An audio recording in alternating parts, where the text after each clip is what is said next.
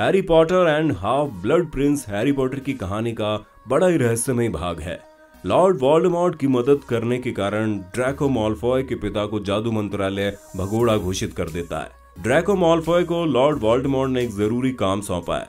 Harry दुखी है, परेशान भी, क्योंकि अब उसके पास कोई गार्जियन नहीं है, तो वो लंदन में आकर रहने लगता है। एक दिन डंबलडोर हैरी के पास पहुंचते हैं और उसे प्रोफेसर स्लग हॉल से मिलवाने ले जाते हैं। डंबलडोर जानते हैं कि प्रोफेसर स्लग कुछ ऐसा जानते हैं जो कोई और नहीं जानता। प्रोफेसर स्लग ने टॉम रिडल को भी पढ़ाया था, पर उसके बाद वो हॉगवर्ड छोड़कर चले गए। प्रोफेसर स्लग हैरी को देखकर काफी प्रभावित होते हैं और हॉगवर्ड आने की बात स्वीकार कर लेते हैं। प्रोफेसर स्लग हॉल की अलमारी से हैरी को एक डायरी मिलती है जो कि हाफ ब्लड प्रिंस की है। हैरी डायरी की मदद से काफी कुछ नया और अलग सीखने लगता है।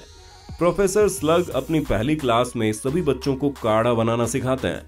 हैरी सबसे अच्छा प्रदर्शन करता है तो प्रोफेसर उससे खुश होकर एक खुशकिस्मती काढ़ा की एक शीशी देते हैं।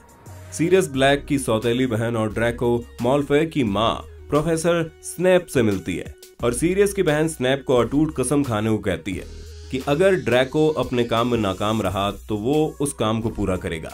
स्नैप कसम खा लेता है। प्रोफेसर डंबलडोर हैरी को उस वक्त में ले जाते हैं जहां पर वो पहली बार टॉम रिडल से मिले थे। टॉम रिडल दिखने में एक साधारण बच्चा ही है, पर उसके अंदर का गुस्सा और दूसरे बच्चों से बदला लेने की भावना उसे एक शैतान जादूगर बनाती थी। प्रोफेसर डंबलडोर हैरी को कहते हैं कि वो कैसे भी स्लग हॉल से उस रात की हकीकत का पता करे जब टॉम रिडल ने उनसे गुप्त शिक्षा सीखी जो स्लग हॉल किसी को नहीं बताते। हैरी उनसे जानने की कोशिश करता है, पर प्रोफेसर उसे कुछ नहीं बताते। वो हैरी से निराश होकर हैरी से अलग रहने लगते हैं। एक दिन हैरी हैग्रिड से मिलने उसके घर जाता है तो प्रोफेसर स्लग हॉल भी उसके साथ चले जाते हैं, जहां वो देखते हैं मकड़ियों का राजा इराकोक अब इस दुनिया में नहीं रहा। हैग्रिड काफी दुखी है। हैग्रिड और प्रोफेसर शराब पीते हैं।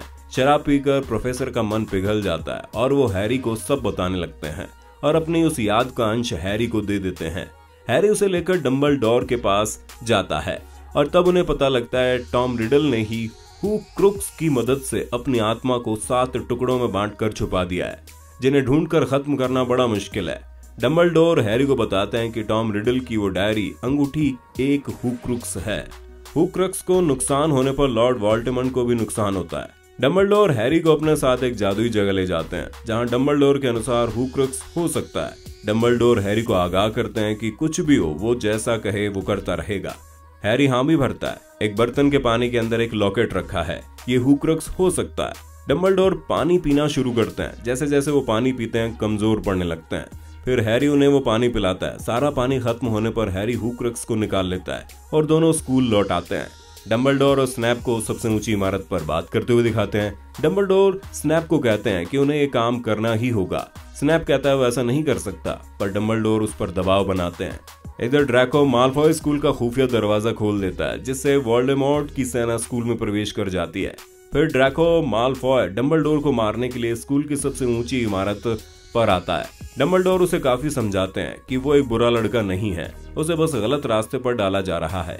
ड्रैको का मन पिघलने लगता है। ड्रैको डंबलडोर को नहीं मार पाता तो प्रोफेसर स्नैप डंबलडोर को मार देता है और वोल्डेमॉर्ट की सेना स्कूल पर अपना कब्जा कर लेती है। हैरी स्नैप का पीछा करता है और उसे मारने के लिए मंत्र बोलता है। स्नैप उसे कहता है उसी के मंत्र उस पर ही इस्तेमाल कर रहे हो, और तब पता चलता है कि प्रोफेसर स्नैप ही हाफ ब्लड प्रिंस है। अंत में दिखाते हैं हैरी, हरमानी और रॉन डंबलडोर का अधूरा काम हुक्रुक्स को ढूंढना और नष्ट करने का जिम्मा उठाते हैं। तो दोस्तों ये था Harry Potter and half blood Prince का छठा भाग। कैसा लगा हमें लाइक और कमेंट में बताइए।